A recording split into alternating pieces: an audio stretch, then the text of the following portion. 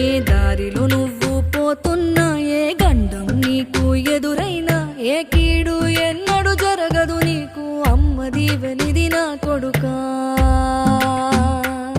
ఈ దిక్కులు నీతో కదిలేను, ఆ చుక్కలి దిష్టి తీసేను, ఏ గాలి ధూళి సోకదు నిన్ను, అమ్మ దీవెనిది నా కొడుకా.